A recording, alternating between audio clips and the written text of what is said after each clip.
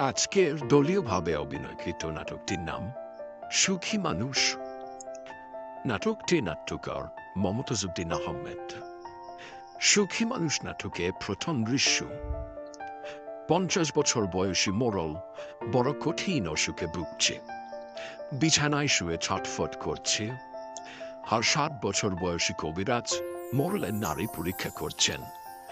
অপরদিকে 45 বছর বয়সী মোড়লের আত্মীয় হাসু মিয়া এবং 20 বছর বয়সী মোড়লের বিশ্বস্ত চাকর রহমত আলী অসুখ নিয়ে কথা বলছে। সুখী মানুষ নাটকের দ্বিতীয় দৃশ্যে আমরা সেই কাঙ্ক্ষিত সুখী মানুষটির দেখা পাব। রহমত ও রহমত আলী, শুনছি। মন দিয়ে শোনো। ওই কবিরাজ যতই নারী দেখুক, তোমার মোড়লের আজ নিস্তার নাই। অমন ভয় দেখাবেন না, নাহলে আমি হামা করে কাঁদতে লেগে যাব। কাঁদো, মন উজাড় করে কাঁদো। ওই মোড়ল আমাদের সুবর্ণপুরের মানুষকে বড্ড জ্বালিয়েছে। আজ তার ধান কেড়ে, তার গরু লুট করে তোমার মোড়ল আজ ধনী, অত্যাচারী, পাপী। মনে অশান্তি থাকলে কি আর ওষুধে কাজ হয়? দেখে নিও, মোড়ল মরবে। আরে আর বাজে কথা বলবেন না তো। আপনি বাড়ি যান, বাড়ি যান তো। এত কোলাহল করো না। পরীক্ষা করছি। ও কবিরাজ সাহেব, নারী কি বলে? মরণ বাঁচবে তো? মূর্খের মতো কথা বলো না। মানুষ আর প্রাণী অমর নয়। আমি যা বলি তা মনোযোগ দিয়ে শ্রবণ করো। আমাকে বলুন, আমি মোড়লের মামাতো ভাই। মোড়ল আমার মনিব। এই নিষ্ঠুর মোড়লকে বাঁচাতে হলে একটি কঠিন কর্ম করতে হবে। বাঘের চোখ আনতে হবে। আরো কঠিন কাজ। হিমালয় পর্বত তুলে আনবো। পাহাড়, সমুদ্র, চন্দ্র, নক্ষত্র কিছুই আনতে হবে না।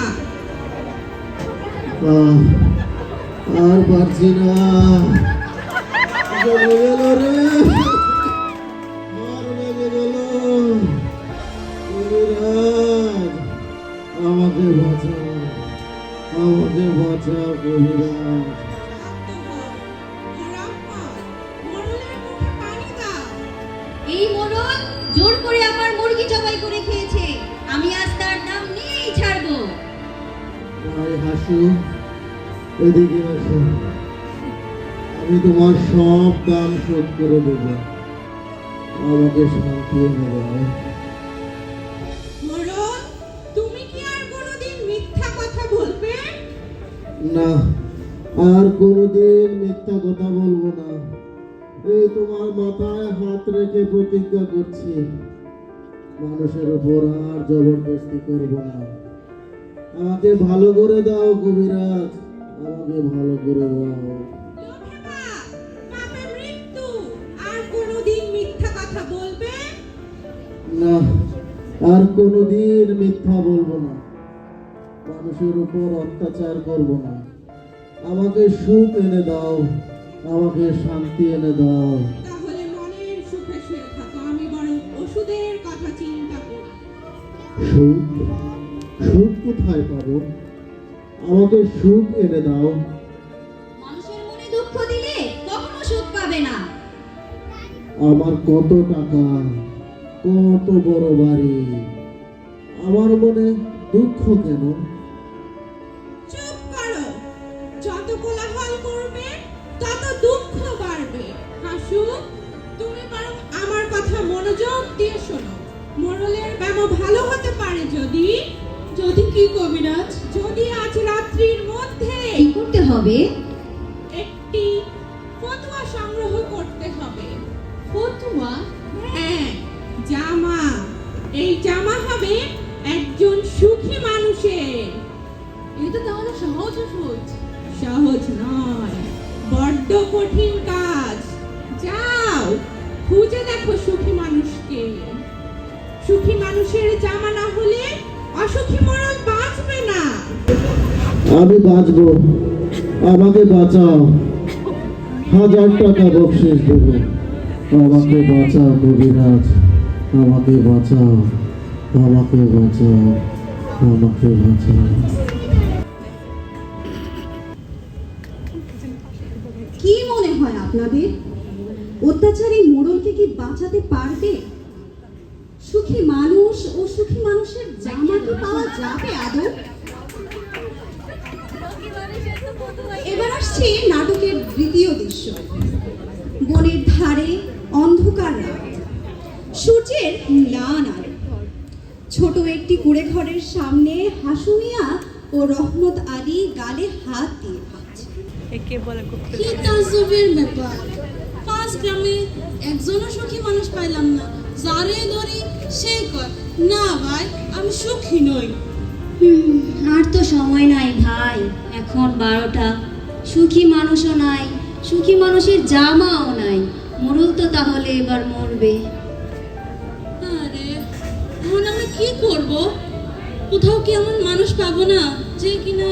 পাওয়া যাবে না, সুখী মানুষ পাওয়া যাবে না। সুখ যে বড় কঠিন জিনিস। এ দুনিয়াতে ধনী বলছে ধন দাও, ভিক্ষুক বলছে ভিক্ষা দাও, আর পেটুক বলছে আরো খাবার দাও। সব দাও দাও দাও, চারিদিকে সবাই দাও, সবাই অসুখী, কেউ সুখী নেই। আরে আমরাও বলছি মোড়লরা জামা দাও, আমাদের বকশিস দাও, আমরাও সুখী। চুপ চুপ, ঘরের মধ্যে কে যেন কথা বলছে। ভূত নাকি ভাই? চলেন পালাই যাই, একবার ধরতে পারলে মাছ ভাজা করে খাবে। চলেন চলেন। তুমি কে ভাই? ঘরে কে কথা বলছো? বেরিয়ে এসো। তোমরা কে ভাই? কি চাও?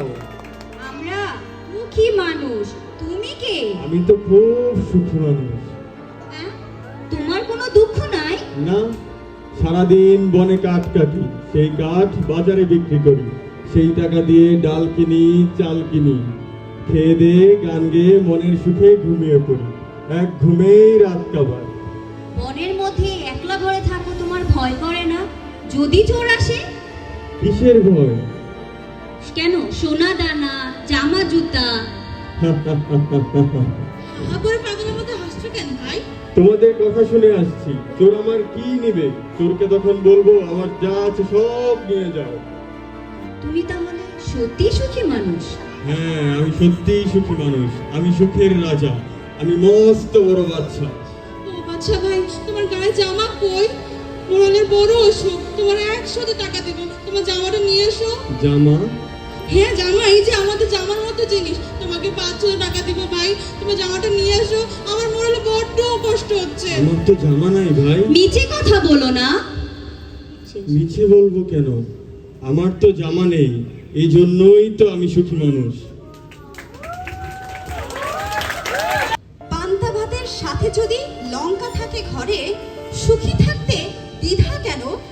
সময় সীমা ধরে দেখছো যারে সুখী ভাব, সে তো সুখী নয়। অচৈতন্য রয় যেজন, সেই তো সুখী হয়। নাটিকাটির শেষ পর্যন্ত একজন সুখী মানুষ পাওয়া গেল বটে, কিন্তু তার কোনো জামা না থাকায় মোড়লের চিকিৎসা করা সম্ভব হয়। তাই মোড়লের বাঁচার আক্ষেপ রয়েই গেল। সুখী মানুষ খুঁজে পাওয়াটা সত্যিই ঠিক সাদা কাকের মতোই। সুখী মানুষ নাটিকাটি থেকে আমরা যা শিখতে পারি তা হলো পৃথিবীতে সুখ একটি আপেক্ষিক বিষয়। কারো অনেক সম্পদ থেকেও তার সুখ নেই, আবার কেউ কিছু না থাকা সত্ত্বেও অনেক সুখী। আপনারা কি বুঝলেন?